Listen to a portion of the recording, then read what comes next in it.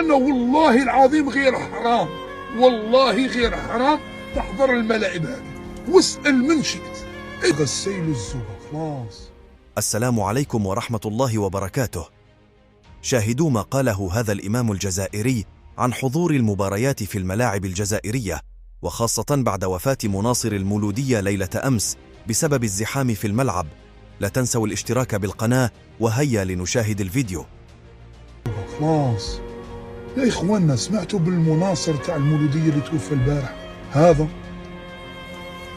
توفى من شدة الزحام. يا إخواننا اتقوا الله، رحمة الله على الشاب هذا، إنا لله وإنا إليه راجعون.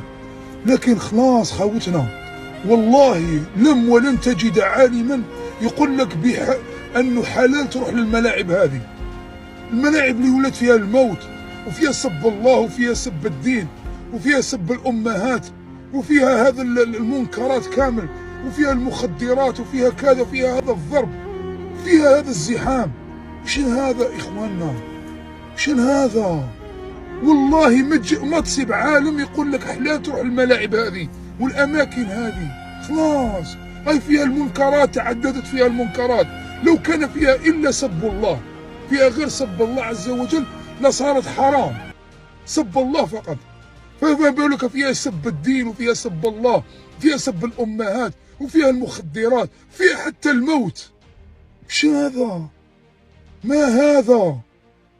وهذه بطولة، يعني بطولة منحرفة. يعني لو كان لا تشوف حاجة كاليتي كما يقولوا، ما تشوف والو، لا بالون، لا زين، لا فهامة، لا والو. الأرواح تزهق يا صاحبي، أرواح، هذه أرواح.